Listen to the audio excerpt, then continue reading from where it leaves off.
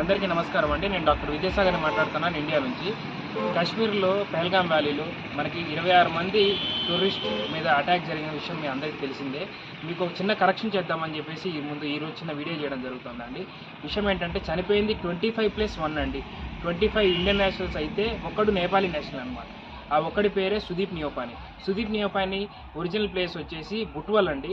కాళికా నగర్లో తన ఇల్లు ఉంది. ఎక్కడ మన తెలుగు మీడియా, నేషనల్ మీడియాలో ఎక్కడ లేని ఇన్ఫర్మేషన్ నా దగ్గర ఉందన్నమాట. ఎందుకంటే నేను పనిచేసింది కాళికా నగర్ హాస్పిటల్లో. సుదీప్ నియోపాని ఇల్లు కూడా కాళికా నగర్లోనే ఉందన్నమాట. మా తాపసారు స్వయంగా వెళ్ళి పరిశీలించడం జరిగింది. అక్కడ డీటెయిల్స్, అక్కడ సంబంధించిన వాళ్ళ తల్లి దానితో మాట్లాడడం జరిగింది. నేను రాత్రి వాళ్ళతో మాట్లాడడం జరిగింది. అక్కడ ఏం జరిగింది ఏందనే విషయాలు స్పష్టంగా తెలుసుకోవడం జరిగింది. ఆ తర్వాత మీకు ఈ విషయం చెప్తున్నానండి. అయితే జరిగింది ఏంటంటేనండి, సుదీప్ నియోపాని వాళ్ళ ఫ్యామిలీ, వాళ్ళ బావ, వాళ్ళ అక్క, వాళ్ళ అమ్మ, వాళ్ళ భార్య అందరూ కలిసి వెళ్ళారనమాట. సుదీప్ మరి ఎందుకు వెళ్ళాడు? నేపాల్లో టూరిజం తక్కువైందని చెప్పేసి అంత దూరం వెళ్ళాడా? కాదండి. నేపాల్లో టూరిజం ఉన్నా సరే ఒకసారి ఇండియాకి వెళ్దాం, కాశ్మీర్కి వెళ్ళి చూసొద్దామని చెప్పేసి వెళ్ళడం జరిగింది. కానీ అక్కడ దురదృష్టవశాత్తు నేపాలీ సిటిజన్ మనతో పాటు చనిపోయాడు. ఇప్పుడు చూసారా, ఒక విషయం గమనించారా మీరు? ఇక్కడ ఏంటంటే మనం చనిపోతే మనతో పాటు మన చుట్టం కూడా చనిపోతున్నాం, మన ఇంటి పక్కన వాడు కూడా చనిపోతున్నాడు. అంటే మన దేశం, మన నైబరింగ్ కంట్రీ అయిన నేపాలీ కూడా 26 మందిలో ఒకడు అవుతున్నాడు అన్నమాట. అంటే ప్రతి 26 మందిలో ఒక నేపాలీ కూడా ఉంటున్నాడని అర్థం.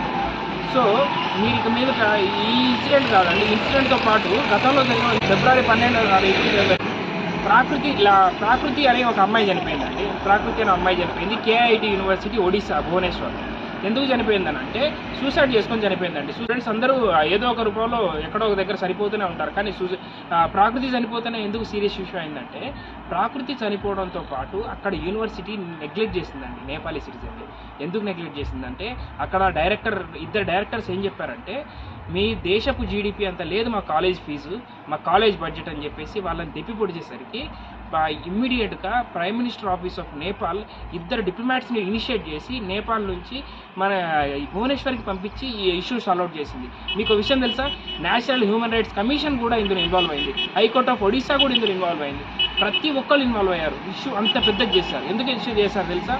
కేవలం వాళ్ళ నేపాలీ ఇన్సిడెంట్స్ అందుకు మాత్రమే. ఈ విషయాలన్నీ కూడా మనం గమనించాలండి. కాబట్టి నేను ఒకటే చెప్తున్నానండి, ఇక మీదట ఎక్కడైనా మీకు నేపాలీ సిటిజన్స్ కనిపిస్తే వాళ్ళు బతుకు తెరువు కోసం వచ్చారు, భిక్షాటనకు రాలే మన దగ్గరికి. వాళ్ళు భిక్షాటనకు వచ్చిన ఫీలింగ్లో ఒక్కొక్కరు ఉంటారు, కానీ వాళ్ళు బతకడానికి మాత్రమే వచ్చారు.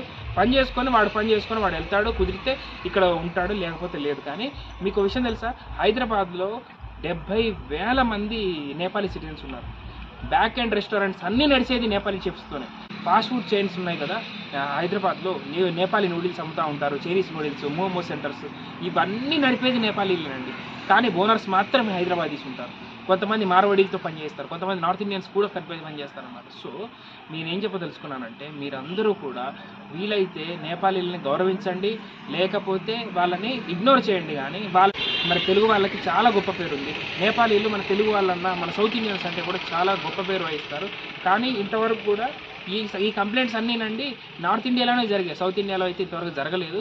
కానీ ఇక మీదట కూడా జరగకూడదు, ఇట్లాంటి విషయాలు జరగకూడదు. ఎప్పటికి కూడా మన తెలుగు వాళ్ళు ఇతరులను గౌరవించుకుంటూ, నేపాలీ వాళ్ళని గౌరవించుకుంటూ, చారిటాలిటీలో మనం ముందుండి వాళ్ళకి చేయూతను అందిస్తారని కోరుకుంటున్నానండి. Thank you very much.